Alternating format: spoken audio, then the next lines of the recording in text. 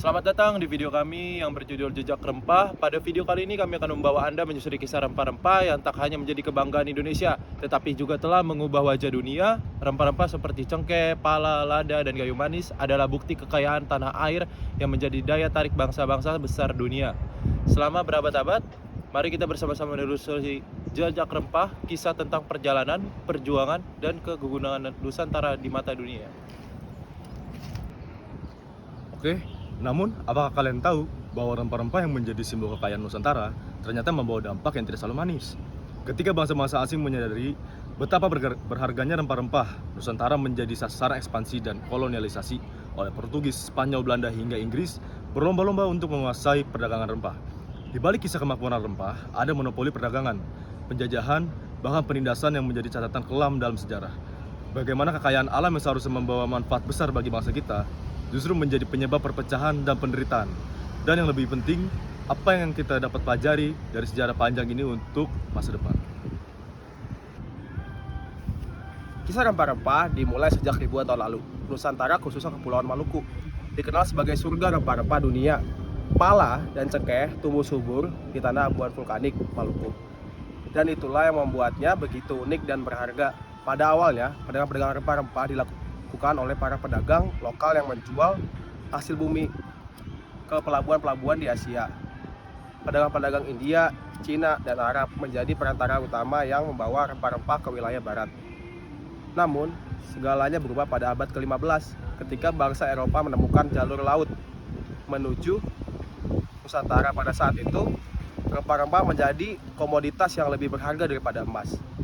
Portugis menjadi bangsa Eropa pertama yang tiba di Maluku pada tahun 1512, diikuti oleh Spanyol, Belanda, dan Inggris.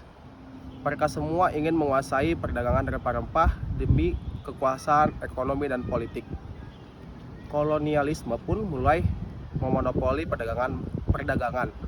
Diberlakukan seperti Verplichtletratielme yang memaksa rakyat untuk menjual rempah-rempah hanya kepada VOC dengan harga yang sangat rendah. Hal ini menimbulkan kesenjangan ekonomi dan konflik politik. Oke, untuk memahami lebih dalam tentang jejak rempah, kami mengumpulkan data dari berbagai sumber, baik literatur sejarah dan arsip lama. Kami juga mempelajari jurnal yang mengulas dampak rempah terhadap dunia, sebagaimana rempah-rempah memicu penjelajahan samudra dan menciptakan jalur perdagangan baru. Tidak hanya itu, kami menggali fakta tentang kehidupan petani. Dampak rempah-rempah sangatlah luas. Pertama, secara ekonomi, rempah-rempah membawa kemakmuran bagi pedagang lokal. Kedua, secara budaya, rempah-rempah memperkaya tradisi kuliner Indonesia.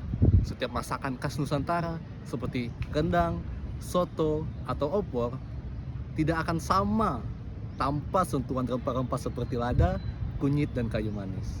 Selain itu, rempah-rempah juga menjadi simbol diplomasi budaya. Lewat perdagangan rempah, Indonesia terhubung dengan berbagai peradaban dunia, menciptakan pertukaran budaya, bahasa, dan teknologi. Sayangnya, sisi gelap kolonialisme juga menjadi bagian dari cerita ini. Kekayaan alam kita menjadi incaran bangsa lain, dan rakyat Indonesia harus membayar harga yang sangat mahal untuk memulihkan kemerdekaannya. Namun, di balik semua itu, jejak rempah mengajarkan kita bahwa Nusantara adalah tanah yang kaya dan berharga. Dan tugas kita itu adalah melestarikan warisan ini bukan hanya sebagai kesenangan sejarah, tetapi juga sebagai bagian penting dari identitas bangsa kita. Nah, jadi kesimpulan atas kelompok kami ini adalah jejak rempah adalah cerminan perjalanan bangsa kita. Dari kisah kejayaan, penjajahan hingga perjuangan, rempah-rempah mengajarkan kita tentang pentingnya menjaga kekayaan alam dan budaya. Tidak hanya sebagai warisan masa lalu, tetapi juga sebagai peluang untuk masa depan. Kini, rempah-rempah Indonesia terus dihargai dunia. Mari kita banggakan dan kembangkan potensi ini dengan bijak. Karena di setiap butir cengkeh, pala, dan lada, ada kisah perjuangan nenek moyang kita yang tidak boleh kita lupakan.